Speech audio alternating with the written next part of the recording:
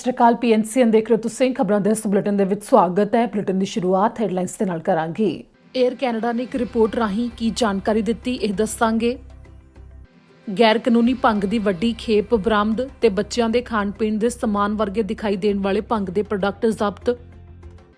ਜਾਲੀ taxi driver ਤੇ ਯਾਤਰੀ ਬਣ ਕੇ ਲੋਕਾਂ ਨਾਲ ਠੱਗੀ ਮਾਰਨ ਦੇ ਮਾਮਲੇ। ਇਮੀਗ੍ਰੇਸ਼ਨ ਮੰਤਰੀ ਨੇ ਕੈਨੇਡਾ ਵਿੱਚ ਪੜ੍ਹਾਈ ਪੂਰੀ ਕਰ ਚੁੱਕੇ ਤੇ ਵਰਕ ਪਰਮਿਟ ਦੇ ਉੱਤੇ ਮੌਜੂਦ ਇੰਟਰਨੈਸ਼ਨਲ ਗ੍ਰੈਜੂਏਟਸ ਦੇ ਲਈ ਕੀ ਬਿਆਨ ਦਿੱਤਾ, ਇਹ ਵੀ ਦੱਸਾਂਗੇ। ਇਸ ਦੇ ਨਾਲ ਹੁਣ ਖਬਰਾਂ ਦੀ ਸ਼ੁਰੂਆਤ ਕਰਾਂਗੇ। 에ਅਰ ਕੈਨੇਡਾ ਦੇ ਵੱਲੋਂ ਆਪਣੇ ਰੈਵਨਿਊ ਸੰਬੰਧੀ ਇੱਕ ਰਿਪੋਰਟ ਜਾਰੀ ਕੀਤੀ ਗਈ। ਕੋਵਿਡ-19 ਦੇ ਦੌਰਾਨ ਜੋ ਯਾਤਰੀਆਂ ਦੀ ਗਿਣਤੀ ਘੱਟ ਹੋਈ, 에ਅਰਲਾਈਨ ਦੇ ਉੱਤੇ ਵਿੱਤੀ ਪੱਧਰ ਦੇ ਉੱਤੇ ਜੋ ਪ੍ਰਭਾਵ ਪਿਆ, ਉਸ ਤੋਂ ਬਾਅਦ ਇਸ ਸਮੇਂ ਜੋ ਮਹਿੰਗਾਈ ਵੱਧ ਗਈ ਹੈ, ਗੈਸ ਦੇ ਰੇਟ ਇੰਨੇ ਜ਼ਿਆਦਾ ਵੱਧ ਗਏ ਨੇ, ਉਸ ਨੂੰ ਲੈ ਕੇ ਵੀ ਜੋ ਤਾਜ਼ਾ ਫੈਸਲੇ ਲਏ ਜਾ ਰਹੇ ਨੇ ਤੇ ਜੋ ਤਾਜ਼ਾ ਰਿਪੋਰਟ ਹੈ, ਉਸ ਦੇ ਬਾਰੇ 에ਅਰ ਕੈਨੇਡਾ ਨੇ ਕੀ ਜਾਣਕਾਰੀ ਸਾਂਝੀ ਕੀਤੀ ਉਹ ਤੁਹਾਨੂੰ ਹੁਣ ਦੱਸਾਂਗੇ।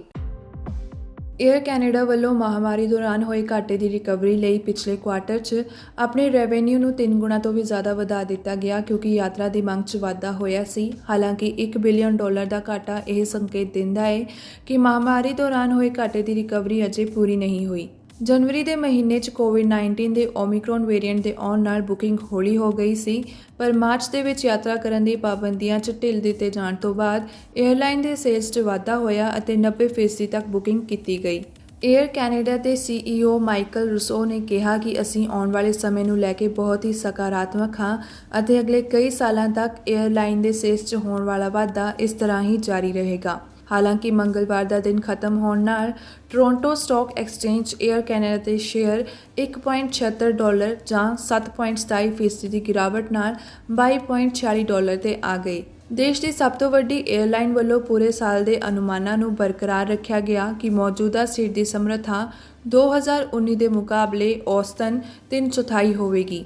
ਮੌਜੂਦਾ ਤਿਮਾਹੀ ਲਈ ਵੀ ਇਸ ਦੇ ਨਾਲ ਮਿਲਦਾ ਜੁਲਦਾ ਅੰਕੜਾ ਰਹੇਗਾ, ਜੋ ਕਿ ਪਿਛਲੇ ਸਾਲ ਨਾਲੋਂ 5 ਗੁਣਾ ਵੱਧ ਹੋਵੇਗਾ। ਅਤੇ ਇਸ ਦੇ ਨਾਲ ਹੀ RBC ਦੇ ਵਿਸ਼ਲੇਸ਼ਕ ਵਾਲਟਰ ਸਪ੍ਰੈਕਲਿਨ ਨੇ ਕਿਹਾ ਕਿ ਤੇਲ ਦੀਆਂ ਕੀਮਤਾਂ ਵਧਣ ਕਰਕੇ ਵੀ ਫਲਾਈਟ ਦੇ ਟਿਕਟ ਚਾਰजेस ਵੱਧ ਗਏ ਨੇ, ਜਦੋਂ ਕਿ ਵਪਾਰਕ ਯਾਤਰਾ 'ਚ ਲੰਬੀ ਗਿਰਾਵਟ ਹੋਣ ਨਾਲ 에ਅਰ ਕੈਨੇਡਾ ਲਈ ਜੋਖਮ ਅਜੇ ਵੀ ਬਣਿਆ ਹੋਇਆ ਹੈ। ਅੱਗੇ ਤੁਹਾਨੂੰ ਦੱਸਾਂਗੇ, ਜੋ ਅਧਿਕਾਰੀਆਂ ਨੇ ਦੱਸਿਆ ਕਿ ਗੈਰ ਕਾਨੂੰਨੀ ਭੰਗ ਬਰਾਮਦ ਕੀਤੀ ਗਈ ਹੈ, ਕਾਫੀ ਵੱਡੀ ਖੇਪ ਬਰਾਮਦ ਕੀਤੀ ਗਈ ਹੈ। ਓਨਟਾਰੀਓ ਪ੍ਰੋਵਿੰਸ਼ੀਅਲ ਪੁਲਿਸ ਵੱਲੋਂ ਜਾਣਕਾਰੀ ਦਿੱਤੀ ਗਈ ਕਿ ਉਹਨਾਂ ਵੱਲੋਂ ਗੈਰ ਕਾਨੂੰਨੀ ਭੰਗ ਦੀ ਪ੍ਰੋਡਕਸ਼ਨ ਅਤੇ ਇਸ ਭੰਗ ਨੂੰ ਵੇਚਣ ਵਾਲੇ ਨੈਟਵਰਕ ਦਾ ਪਰਦਾਫਾਸ਼ ਕੀਤਾ ਗਿਆ ਹੈ। ਪੁਲਿਸ ਵੱਲੋਂ ਕਰੀਬ $6 ਮਿਲੀਅਨ ਤੋਂ ਵੀ ਵੱਧ ਕੀਮਤ ਦੀ ਗੈਰ ਕਾਨੂੰਨੀ ਭੰਗ ਅਤੇ ਇਸ ਦੇ ਨਾਲ ਬਣੇ ਉਤਪਾਦ ਜਿਵੇਂ ਕਿ ਖਾਣ ਵਾਲੀਆਂ ਚੀਜ਼ਾਂ ਵੀ ਬਰਾਮਦ ਕੀਤੀਆਂ ਗਈਆਂ ਨੇ। ਪੁਲਿਸ ਨੇ ਕਿਹਾ ਕਿ provincial joint forces cannabis enforcement team ਵੱਲੋਂ ਮਾਮਲੇ 'ਚ ਜਾਂਚ ਸ਼ੁਰੂ ਕਰ ਦਿੱਤੀ ਗਈ ਹੈ ਅਤੇ 21 ਅਪ੍ਰੈਲ ਨੂੰ ਕਾਰਵਾਈ ਕਰਦੇ ਹੋਏ 5 ਸਰਚ ਵਾਰੰਟ ਜਾਰੀ ਕੀਤੇ ਗਏ ਨੇ। ਇਹਨਾਂ ਸਰਚ ਵਾਰੰਟਸ 'ਚ 3 ਰਿਹਾਇਸ਼ੀ ਜਾਇਦਾਦਾਂ, 2 ਮੋਟਰ ਗੱਡੀਆਂ ਅਤੇ 470 ਕਿਲੋਗ੍ਰਾਮ ਗੈਰ ਕਾਨੂੰਨੀ ਭੰਗ, 100 ਕਿਲੋਗ੍ਰਾਮ ਹੈਸ਼ ਅਤੇ ਹੋਰ ਵਧੇਰੇ ਗੈਰ ਕਾਨੂੰਨੀ ਉਤਪਾਦ ਜ਼ਬਤ ਕੀਤੇ ਗਏ ਨੇ। ਪੁਲਿਸ ਵੱਲੋਂ ਜਾਣਕਾਰੀ ਦਿੱਤੀ ਗਈ ਕਿ ਜ਼ਬਤ ਕੀਤੇ ਗਏ ਸਮਾਨ ਦੀ ਕੁੱਲ ਕੀਮਤ $6 ਮਿਲੀਅਨ ਨਾਲੋਂ ਵੀ ਵੱਧ ਹੈ। ਮਾਮਲੇ 'ਚ ਜਾਂਚ ਦੇ ਨਤੀਜੇ ਵਜੋਂ 3 ਸ਼ੱਕੀ ਵਿਅਕਤੀਆਂ ਤੇ 13 ਇਲਜ਼ਾਮ ਲੱਗੇ ਨੇ। ਜਾਣਕਾਰੀ ਮੁਤਾਬਕ ਕੈਨੇਡਾ 'ਚ ਭੰਗ ਲੀਗਲ ਹੈ, ਪਰ ਜਿਨ੍ਹਾਂ ਕੋਲ ਭੰਗ ਵੇਚਣ ਦਾ ਲਾਇਸੈਂਸ ਹੈ ਸਿਰਫ ਉਹੀ ਵੇਚ ਸਕਦੇ ਨੇ। ਪਰ ਗ੍ਰਿਫਤਾਰ ਕੀਤੇ ਗਏ ਮੁਲਜ਼ਮਾਂ ਵੱਲੋਂ ਗੈਰ ਕਾਨੂੰਨੀ ਢੰਗ ਨਾਲ ਭੰਗ ਵੇਚੀ ਜਾ ਰਹੀ ਸੀ, ਜਿਸ ਦੇ ਚੱਲਦੇ 3 ਮੁਲਜ਼ਮਾਂ ਤੇ ਮਾਮਲਾ ਦਰਜ ਕੀਤਾ ਗਿਆ। ਓਮੇਮੀ ਦੇ ਰਹਿਣ ਵਾਲੇ ਥਾਮਸ ਕੁਰੇਲੀ, ਬੋਲਟਨ ਦੇ ਕਾਬਿਲਨ ਅਨੂਰਾ ਅਤੇ ਕਲੇਰਮੌਂਟ ਦੇ ਥਾਨੋਜਾ ਥਰਮੁਕਲੇਸ ਕਰਮਮ ਤੇ ਕੈਨਬਿਸ ਐਕਟ ਦੇ ਤਹਿਤ ਗੈਰ ਕਾਨੂੰਨੀ ਭੰਗ ਵੇਚਣ ਦੇ ਇਲਜ਼ਾਮ ਲੱਗੇ ਨੇ। ਕੁਰੇਲੀ ਅਤੇ ਅਨੂਰਾ ਤੇ $5,000 ਦੀ ਗੈਰ ਕਾਨੂੰਨੀ ਤਰੀਕੇ ਨਾਲ ਜ਼ਬਤ ਕੀਤੀਆਂ ਜਾਇਦਾਦਾਂ ਦੇ ਵੀ ਇਲਜ਼ਾਮ ਲੱਗੇ ਨੇ। ਇਸ ਮਾਮਲੇ 'ਚ ਸ਼ਾਮਿਲ 3 ਮੁਲਜ਼ਮਾਂ ਨੂੰ ਓਸ਼ਾਵਾ ਕੋਰਟ ਹਾਊਸ 'ਚ 19 ਮਈ ਨੂੰ ਪੇਸ਼ ਕੀਤਾ ਜਾਵੇਗਾ। ਇਸ ਦੇ ਨਾਲ ਹੀ ਮਾਪਿਆਂ ਨੂੰ ਚੇਤਾਵਨੀ ਦਿੱਤੀ ਗਈ ਅਧਿਕਾਰੀਆਂ ਵੱਲੋਂ ਕਿ ਭੰਗ ਦੇ ਕਈ ਪ੍ਰੋਡਕਟ ਬੱਚਿਆਂ ਦੀਆਂ ਕੈਂਡੀਜ਼ ਜਾਂ ਬੱਚਿਆਂ ਦੇ ਖਾਣ ਪੀਣ ਵਾਲੇ ਹੋਰ ਸਮਾਨ ਵਰਗੇ ਦਿਖਾਈ ਦਿੰਦੇ ਨੇ, ਜੋ ਕਿ ਮਾਰਕੀਟ ਦੇ ਵਿੱਚ ਪਾਏ ਗਏ ਨੇ ਤੇ ਇਸੇ ਨੂੰ ਲੈ ਕੇ ਇੱਕ ਛਾਪੇਮਾਰੀ ਵੀ ਕੀਤੀ ਗਈ ਤੇ ਅਜਿਹੇ ਪ੍ਰੋਡਕਟ ਜ਼ਬਤ ਵੀ ਕੀਤੇ ਗਏ ਨੇ ਤੇ ਇਸ ਸੰਬੰਧੀ ਪੂਰੀ ਜਾਣਕਾਰੀ ਤੁਹਾਨੂੰ ਹੁਣ ਦੱਸਾਂਗੇ। ਟੋਰਾਂਟੋ 'ਚ ਇੱਕ ਗੈਰ ਲਾਇਸੈਂਸੀ ਡਿਸਪੈਂਸਰੀ ਤੋਂ ਕਾਫੀ ਜ਼ਿਆਦਾ ਮਾਤਰਾ 'ਚ ਭੰਗ ਦੇ ਪ੍ਰੋਡਕਟਸ ਜ਼ਬਤ ਕਰਨ ਤੋਂ ਬਾਅਦ ਟੋਰਾਂਟੋ ਪੁਲਿਸ ਵੱਲੋਂ ਮਾਪਿਆਂ ਲਈ ਇੱਕ ਚੇਤਾਵਨੀ ਜਾਰੀ ਕੀਤੀ ਗਈ ਹੈ। ਮਾਮਲੇ 'ਚ ਕਾਰਵਾਈ ਕਰਦੇ ਹੋਏ ਪੁਲਿਸ ਅਧਿਕਾਰੀਆਂ ਵੱਲੋਂ ਮੰਗਲਵਾਰ ਨੂੰ ਵਿਲਸਨ ਐਵੇਨਿਊ ਅਤੇ ਬਾਥਰਸ ਸਟਰੀਟ ਦੇ ਏਰੀਏ 'ਚ ਇੱਕ ਸਰਚ ਵਾਰੰਟ ਜਾਰੀ ਕੀਤਾ ਗਿਆ। ਪੁਲਿਸ ਮੁਤਾਬਕ ਭੰਗ ਦੇ ਜੋ ਪ੍ਰੋਡਕਟ ਜ਼ਬਤ ਕੀਤੇ ਗਏ ਨੇ ਉਹ ਕੈਂਡੀ ਉਤਪਾਦਾਂ ਦੀ ਨਕਲ ਦੇ ਨੇ, ਜੋ ਕਿ ਪਬਲਿਕ 'ਚ ਕੈਂਡੀ ਦੇ ਤੌਰ ਤੇ ਹੀ ਵੇਚੇ ਜਾ ਰਹੇ ਸੀ।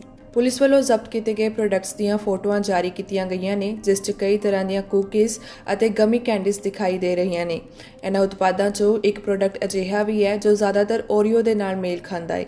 ਵੀਰਵਾਰ ਨੂੰ ਪੁਲਿਸ ਵੱਲੋਂ ਇੱਕ ਪ੍ਰੈਸ ਵਾਰਤਾ ਜਾਰੀ ਕਰਦੇ ਹੋਏ ਮਾਪਿਆਂ ਲਈ ਚੇਤਾਵਨੀ ਜਾਰੀ ਕੀਤੀ ਗਈ ਕਿ ਮਾਪੇ ਇਹ ਯਕੀਨੀ ਬਣਾਉਣ ਕਿ ਉਹਨਾਂ ਦੇ ਬੱਚਿਆਂ ਕੋਲ ਇਸ ਤਰ੍ਹਾਂ ਦੇ ਕੋਈ ਵੀ ਨੁਕਸਾਨਦੇਹ ਪ੍ਰੋਡਕਟਸ ਨਾ ਪਹੁੰਚਣ ਅਤੇ ਜੇਕਰ ਠੀਕ ਲੱਗਦਾ ਹੈ ਤਾਂ ਮਾਪੇ ਬੱਚਿਆਂ ਨੂੰ ਇਹ ਜਾਣਕਾਰੀ ਵੀ ਦੇਣ ਕਿ ਕੈਂਡੀ ਦੀ ਤਰ੍ਹਾਂ ਦਿਸਣ ਵਾਲੇ ਪ੍ਰੋਡਕਟਸ ਅਸਲ 'ਚ ਕੈਂਡੀ ਨਹੀਂ ਨੇ। ਪੁਲਿਸ ਨੇ ਜਾਣਕਾਰੀ ਦਿੰਦੇ ਹੋਏ ਕਿਹਾ ਕਿ ਅਜੇ ਤੱਕ ਇਹ ਸਾਫ਼ ਨਹੀਂ ਹੋਇਆ ਕਿ ਡਿਸਪੈਂਸਰੀ ਦੇ ਮਾਲਕ ਨੂੰ ਕੋਈ ਵੀ ਕਾਨੂੰਨੀ ਕਾਰਵਾਈ ਦਾ ਸਾਹਮਣਾ ਕਰਨਾ ਪੈ ਰਿਹਾ ਹੈ ਜਾਂ ਨਹੀਂ। ਜੇਕਰ ਕਿਸੇ ਵਿਅਕਤੀ ਕੋਲ ਵੀ ਇਸ ਮਾਮਲੇ ਬਾਰੇ ਕੋਈ ਵੀ ਜਾਣਕਾਰੀ ਮੌਜੂਦ ਹੈ ਤਾਂ ਉਸ ਨੂੰ ਪੁਲਿਸ ਨਾਲ ਜਾਂ ਕ੍ਰਾਈਮ ਸਟਾਪਰਸ ਨਾਲ ਸੰਪਰਕ ਕਰਨ ਲਈ ਕਿਹਾ ਗਿਆ ਹੈ।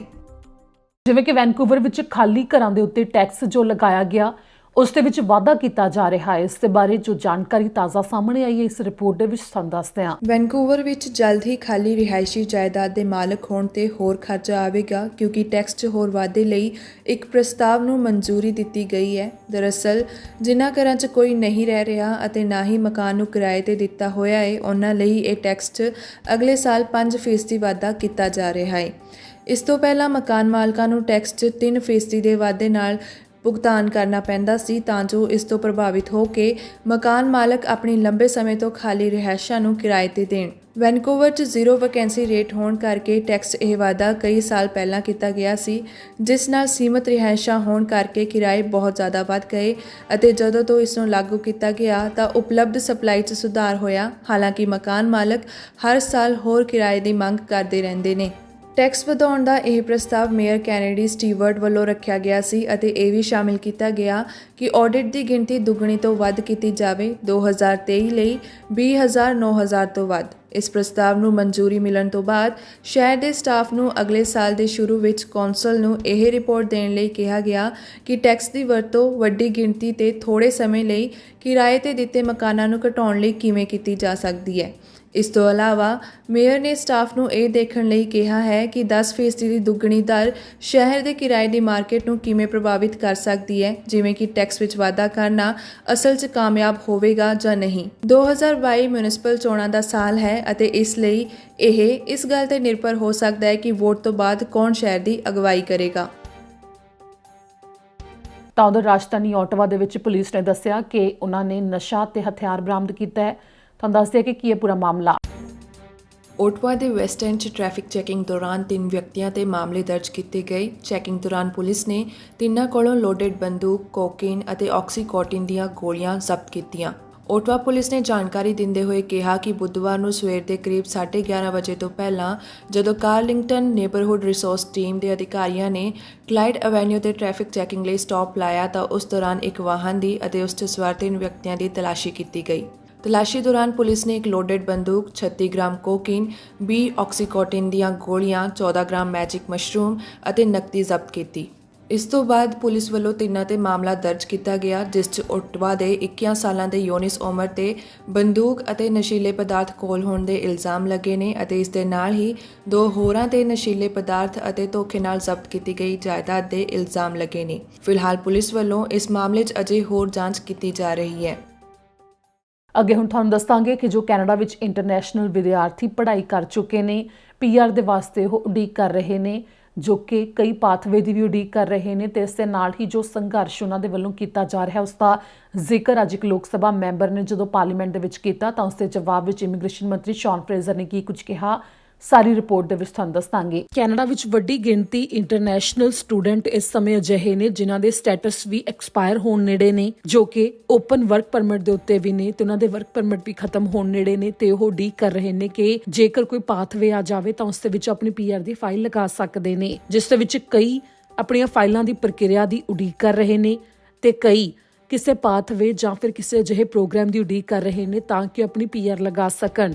ਤੇ ਇਸੇ ਨੂੰ ਲੈ ਕੇ ਇੱਕ ਲੋਕ ਸਭਾ ਮੈਂਬਰ ਜੋ ਕਿ ਬਰੈਂਪਟਨ ਸੈਂਟਰ ਤੋਂ ਲੋਕ ਸਭਾ ਮੈਂਬਰ ਨੇ, ਉਹਨਾਂ ਨੇ ਸਵਾਲ ਪੁੱਛਿਆ ਕੈਨੇਡਾ ਦੇ ਇਮੀਗ੍ਰੇਸ਼ਨ ਮੰਤਰੀ ਸ਼ੌਨ ਫਰੇਜ਼ਰ ਨੂੰ, ਜਿਸ ਦੇ ਜਵਾਬ ਵਿੱਚ ਇਮੀਗ੍ਰੇਸ਼ਨ ਮੰਤਰੀ ਸ਼ੌਨ ਫਰੇਜ਼ਰ ਨੇ ਕਿਹਾ ਕਿ ਇੰਟਰਨੈਸ਼ਨਲ ਵਿਦਿਆਰਥੀਆਂ ਦੇ ਵਾਸਤੇ ਉਹਨਾਂ ਨੇ ਪਿਛਲੇ ਹਫ਼ਤੇ ਹੀ ਐਲਾਨ ਕੀਤਾ ਹੈ ਕਿ ਜਿਨ੍ਹਾਂ ਦੇ ਓਪਨ ਵਰਕ ਪਰਮਿਟ ਐਕਸਪਾਇਰ ਹੋ ਰਹੇ ਨੇ ਜਾਂ ਫਿਰ ਹੁਣੇ ਐਕਸਪਾਇਰ ਹੋਏ ਨੇ, ਯਾਨੀ ਕਿ ਜਨਵਰੀ 2022 ਤੋਂ ਲੈ ਕੇ ਹੁਣ ਤੱਕ ਦੇ ਸਮੇਂ ਵਿੱਚ ਜੇਕਰ ਪਹਿਲਾਂ ਹੀ ਐਕਸਪਾਇਰ ਹੋ ਚੁੱਕੇ ਨੇ ਜਾਂ ਫਿਰ ਦਸੰਬਰ 2022 ਤੱਕ ਦੇ ਸਮੇਂ ਤੱਕ ਐਕਸਪਾਇਰ ਹੋਣ ਵਾਲੇ ਨੇ ਤਾਂ ਉਹ ਅੱਗੇ ਹੋਰ ਓਪਨ ਵਰਕ ਪਰਮਿਟ ਦੇ ਲਈ ਐਕਸਟੈਂਸ਼ਨ ਲਗਾ ਸਕਦੇ ਨੇ, ਜਿਨ੍ਹਾਂ ਨੂੰ 18 ਮਹੀਨੇ ਦਾ ਹੋਰ ਓਪਨ ਵਰਕ ਪਰਮਿਟ ਮਿਲੇਗਾ।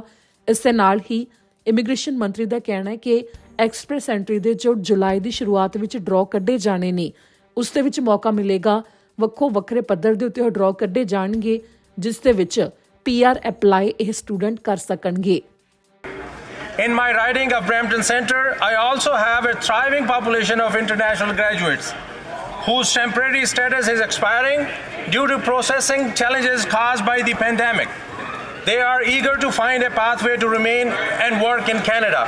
What is the government doing to allow more of these talented workers to remain in Canada so they can contribute to Canada's economy? The Honourable Minister of Immigration. Thank you, Mr. Speaker. And I point out that the member who posed the question is an absolute champion for international students, and I thank him for his advocacy on this important file. Now, Mr. Speaker, I'm pleased to share that last week I had the opportunity to make an announcement in St. John, New Brunswick, that the federal government would be extending open work permits to those who are facing soon-to-be expired or recently expired postgraduate work permits. In addition, Mr. Speaker, because of the investments we have made to increase processing at IRCC, we have now cut the inventory of cases in the high-skilled express entry categories more than in half, and we're going to be able to resume the express entry draws this July to make sure more people can come and make a difference to our economy in Canada. The Honourable ਇਸ ਦੇ ਨਾਲ ਹੀ ਅੱਜ ਦੇ ਇਸ bulletin ਦੇ ਵਿੱਚ ਇੰਨਾ ਹੀ। ਮੈਨੂੰ ਦਿਓ ਇਜਾਜ਼ਤ। ਸਤਿ ਸ਼੍ਰੀ ਅਕਾਲ।